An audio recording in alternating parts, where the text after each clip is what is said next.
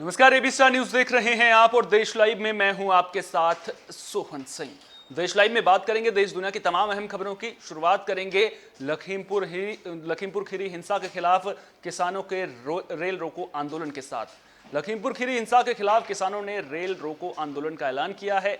संयुक्त किसान मोर्चा सुबह 10 बजे से लेकर शाम 4 बजे तक रेल रोको आंदोलन की शुरुआत हो चुकी है और शाम 4 बजे तक ये रेल रोको आंदोलन चलेगा। संयुक्त किसान मोर्चा ने कहा है कि इस दौरान रेल संपत्ति को किसी भी तरह का नुकसान नहीं पहुंचाया जाएगा। साथ ही सभी संगठनों से शांतिपूर्वक विरोध प्रदर्शन करने की अपील की गई है। वहीं किसानों के प्रदर्शन के चलते रेलवे और पुलिस प्रशासन की तैयारियां चाक चौबंद नजर आ रही हैं। बता दें कि लखीमपुर खीरी में किसानों की मौत मामले में संयुक्त किसान मोर्चा ने केंद्रीय गृह राज्य मंत्री अजय मिश्र को बर्खास्त करने समेत दूसरी मांगों को लेकर रेल रोको आंदोलन का आह्वान किया है। इसके अलावा लखीमपुर खीरी में जान गंवाने वाले किसानों की अस्थियों के साथ उत्तराखंड, यूपी, हरियाणा और पंजाब समेत कई राज्यों में किसान कलश यात्रा भी निकाल रहे हैं। आपको एक और जानकारी दे दें कि लखीमपुर खीरी में जो किसानों का रेल रोको आंदोलन है वो स्थगित कर दिया गया है और अब जो किसान हैं वो सरकार के सामने अपनी मांगों को बुलंद करने के लिए रेल रोको आंदोलन कर रहे हैं। अब ऐसे में देखना दिलचस्प होगा कि रेल रोको आंदोलन के बाद आगे किसान कौन सा रास्ता अख्तियार करते हैं।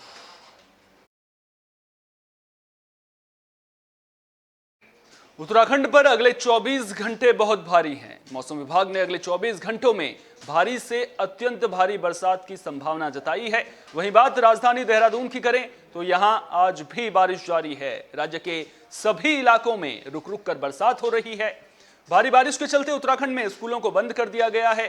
सुरक्षा के लिहाज से चारधाम जाने वाले तीर्थ यात्रियों को भी रोक दिया गया है और लोगों से पहाड़ों पर न जाने की अपील की गई है। चारधाम यात्रियों को सुरक्षित स्थानों पर पहुंचाया जा रहा है।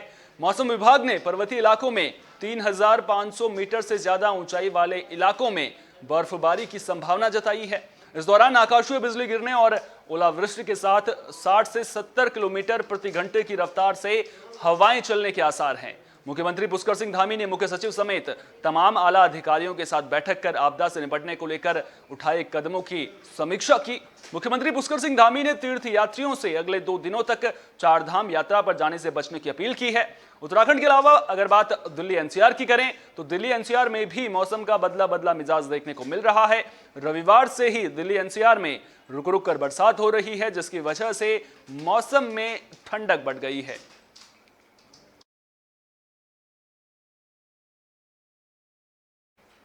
अपनी पहली यात्रा पर विदेश मंत्री एस जयशंकर इजरायल पहुंचे। इस दौरान उन्होंने गोलमेज सम्मेलन में कहा कि पीएम मोदी के पदभार संभालने के बाद भारत में बड़े बदलाव की कोशिश की जा रही है। उन्होंने कहा कि हालांकि ये बदलाव कुछ सालों से चल रहा है और पिछले 2 सालों में बदलाव की प्रक्रिया में तेजी आई है। विदेश मंत्री ने इजरायल में भारतवंशी यहूदी समुदाय से मुलाकात की और दोनों देशों के बीच संबंधों में उनके योगदान की सराहना भी की है। उन्होंने कहा कि मुझे भरोसा है कि इजरायल में भारतीय मूल के यहूदी समुदाय आने वाले सालों में दोनों देशों को और भी करीब लाएंगे। बता दें कि अपनी यात्रा के दौरान जयशंकर राष्ट्रपति इसाक हर्जोग, प्रधानमंत्री नफ्ताली बेनेट और विदेश मंत्री यायर लापिड से मुलाकात करेंगे। वो इजरायल के प्रमुख शिक्षाविदों और उद्योगपतियों से भी मुलाकात करेंगे। इसके अलावा उन्होंने कारोबारियों से भी मुलाकात की है और भारत में निवेश को किस तरह से बढ़ाना है इसको लेकर के भी चर्चा की गई है। कुल मिलाकर भारत में निवेश बढ़ाने को लेकर के विदेश मंत्री का ये इजरायल दौरा बेहद अहम माना जा रहा है।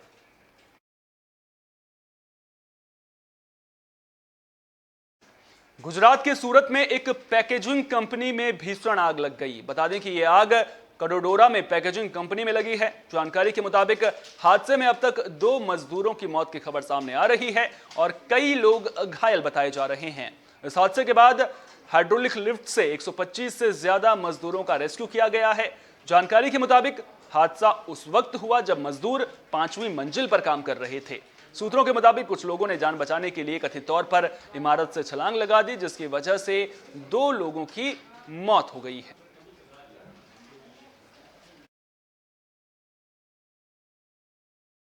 अब बात T20 वर्ल्ड कप की कर लेते हैं। दरअसल T20 वर्ल्ड कप का आगाज हो गया है और अभी क्वालिफायर मुकाबले खेले जा रहे हैं और इसके बाद सुपर 12 के मुकाबले खेले जाएंगे। भारत अपने सफर का आगाज 24 अक्टूबर को पाकिस्तान के खिलाफ मुकाबले से करेगा और इस मुकाबले पर पूरी दुनिया की नजरें हैं। 2019 वर्ल्ड कप के बाद भारत और पाकिस्तान की टीमें किसी इंटरनेशनल मुकाबले में आमने सामने होंगी और इस मुकाबले को लेकर माहौल पहले से ही तैयार हो रहा है। भारत के सीनियर स्पिनर हरभजन सिंह और पाकिस्तान के पूर्व गेंदबाज शोएब अख्तर के बीच ट्विटर पर जंग छिड़ गई है। भज्जी ने हाल ही में कहा था कि पाकिस्तान को यह मैच खेलना ही नहीं चाहिए क्योंकि वो एक बार फिर हारेंगे और फिर निराश होंगे। दरअसल वर्ल्ड कप में आज तक कभी भी भारत पाकिस्तान से नहीं हारा है, वो चाहे 50 ओवर के वर्ल्ड कप की बात हो या फिर T20 वर्ल्ड कप की। भज्जी का यह बयान अख्तर को कुछ खास नहीं भाया और उन्होंने ट्विटर के जरिए भज्जी पर तंज कस डाला। अख्तर ने भज्जी के साथ एक फोटो शेयर करते हुए ट्विटर पर लिखा, with mister I know it all Harbhajan Singh. Dubai में भारत पाकिस्तान महामुकाबले के पहले चर्चा करते हुए। अब ऐसे में भज्जी कौन सा चुप बैठने वाले थे। भज्जी ने अख्तर को उनके और अपने टेस्ट विकेट याद दिलाते हुए ट्विटर पर लिखा, जब आपके पास 400 से ज्यादा टेस्ट विकेट हों तो एक बात तो तय है कि आप क्रिकेट के बारे में उससे ज्यादा जानते हैं जिसके खाते में 200 से भी कम विकेट हैं। आपको बता दें कि हरभजन सिंह ने 417 टेस्ट विकेट अपने नाम कर चुके हैं, वहीं शोएब अख्तर 46 टेस्ट मैचों में 178 विकेट ही ले सके हैं। इन दोनों के बीच क्रिकेट के मैदान पर भी काफी तनातनी देखने को मिल चुकी है। तो अब भारत और पाकिस्तान के बीच जो पहला मुकाबला होना है वर्ल्ड कप का, उसको लेकर के माहौल बनने लगा है और दोनों ही जो देश हैं वो अपने अपनी जीत को लेकर के आश्वस्त नजर आ रहे हैं। लेकिन अगर इतिहास पर नजर डालें तो भारत का पलड़ा काफी भारी नजर आता है। देश लाइव में फिलहाल के लिए इतना ही। देश दुनिया की तमाम अहम खबरों के लिए आप जुड़े रहिए एबी स्टार न्यूज के साथ। नमस्कार।